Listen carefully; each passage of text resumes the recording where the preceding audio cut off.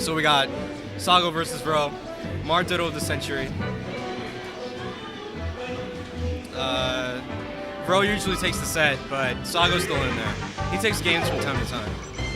I don't know what the official set count is, but it's gotta be pretty close. It's gotta be. Up tilt getting crouch cancel grabs, per usual. It's so rough. You want to aerial Vro, but then he's just so good at crouch canceling.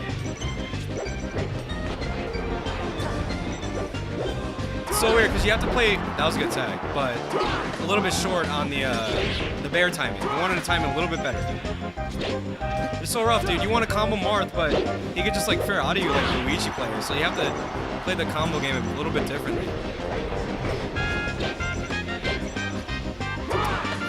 Uppy. Ooh, there. That's the bear timing. What's up, man? Hello. How'd your sets go? Pretty solid. I ended up in 5th today. That's good. Yeah, not bad. I think the best I could have probably hoped for would have been 3rd, but didn't quite go my way against Fluid.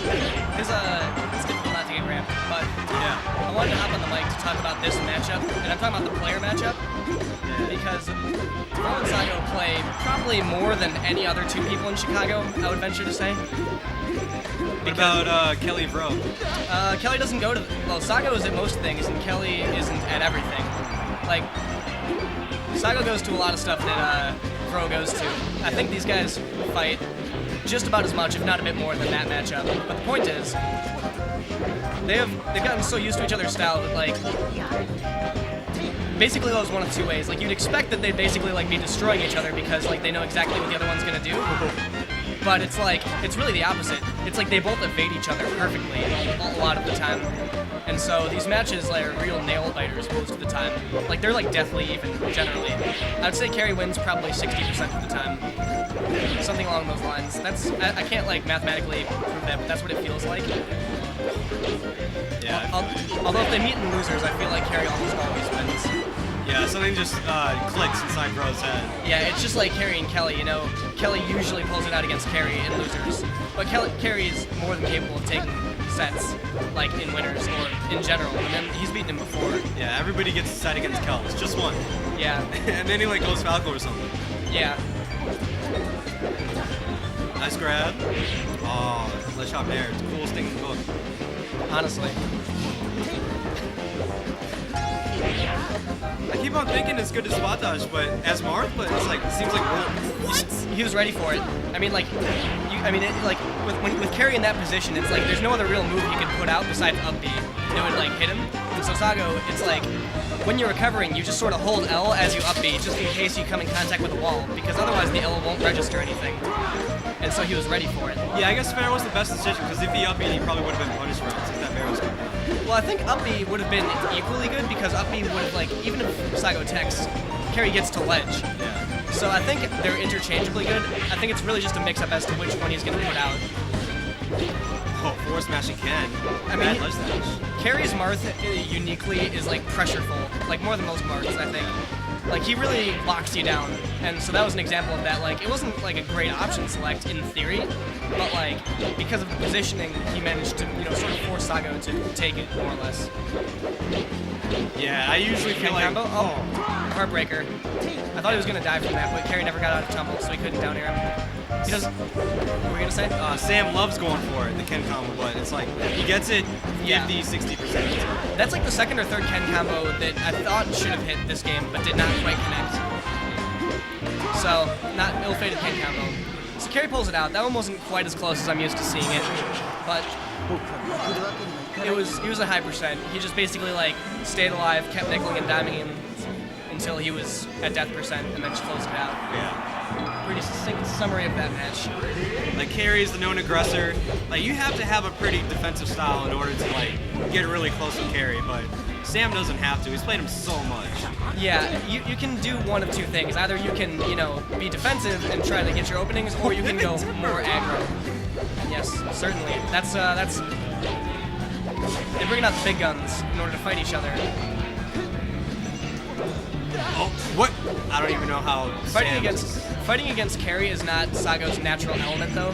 because carry, like you have to play the game, and Sago doesn't play the game quite as normally, and so it's like he's forced to play carry's game, and I think that makes him a little bit less good at this player matchup than other player matchups. Double Nair, I actually really like that choice because it made him, you can't like go up or in front of him. You know what I mean? Yeah. Something about this. Pivot tipper. Yeah.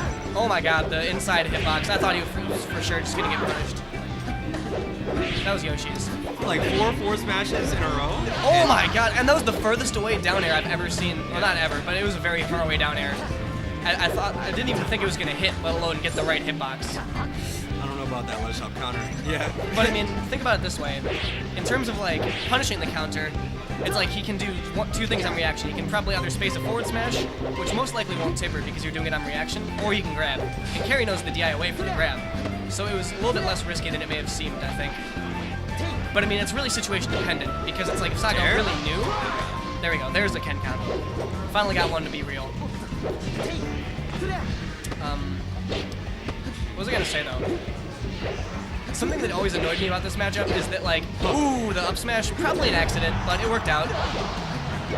Part of his weird string. Marth usually don't combo people to death. The combos are usually 2 to 3 hits rather than, you know, big long things, unless the DI is terrible. Yeah. Marth has like very little like guaranteed stuff on himself. That's the thing. And so, carry Sharkin for this because he wants to end the stock. Sago's doing the carry what Carry did to him in the last game. But unlike Sago, Carry was able to finish out the stock. So let's see what he does with this small deficit. I'll talk about the matchup a little bit later. Oh, he was just a bit too thirsty for it. I think it was going to connect. Ooh, weird. Carry DI'd so far behind on the up tilt that he died. But it was actually Carry's side beat that elevated him a little bit out of the tipper. You know, the first one you do in the air, it made him go a tiny bit up, so he missed the tipper, and he knew that. But what I was going to say is, only tipper aerials are acceptable in this matchup because if you do a non-tipper aerial and a not super high percent, you're going to get comboed out of your combo, and that feels terrible. Yeah, and if you space it close too, it's going to be like harder to continue the combos since you're so close to bar. Yeah. So, what does this tell you about Chicago? My bracket today was Marth, Falco, and then ICs, but there's only like, there are 2 ICs players in Chicago that I'm aware of besides Trail, who's maybe alive. Marth, Falco. And going back, unnecessary Nair. Carry might live because of this. Yep. Let's see what happens. Oh, he's dead. But Sago took an extra 6% or so that he didn't need to take because of that Nair. I think if he just held ledge, it would have been fine. Nair gets punished by shield drop Nair. Did he combo Nair into forward smash, or was it a fair? Fair. Okay, so that's standard. Marth can't get out of that at certain percents. Okay, good tipper. Oh, nice count. That's so cool. He got the counter dare when he edge counts with it too. Yeah, that's the only way it would be safe, because if Carry like air dodged or something, he might have been in position to punish, if not for the ledge cancel. So that is helpful when you're trying to evade somebody. In fact, it's almost essential if you actually want it to be safe. Otherwise, it's only situationally safe. Oh, I missed the ledge dash. Yeah. Didn't punish though. I feel like Carry's a little bit better at covering ledge than Sago is. I think that's like one of the only real advantages Carry has in the matchup. Because I think Sago wins neutral maybe like 55% of the time. Like just a tiny bit more, but Carry closes out stocks a bit more efficiently. Yeah. That's seeming to be the difference to me, I think. But like I said, this is all conjecture. It's a dash dance battle. I feel like between these 2 players, it doesn't seem to last very long. No, not at all. I don't know why exactly it is, because I think it's more advantageous not to go in first, but I think it's like really difficult not to get antsy and want to attack. Did you see what Carry did on that Nair? What do you do? Alright, so Nair has 2 hits, obviously. He smashed DI'd the first one up, and then rolled away on the second one after, like, he smashed DI'd up, and then instantly, like, pushed, like, he got down to the ground somehow and rolled instantly to avoid the second hit. And he did that between hits 1 and 2 of Nair, which is a pretty pro thing to do. Yeah. Alright, Sago's dead. No need for anything fancy. He does an up B. Seems like this game is all bro.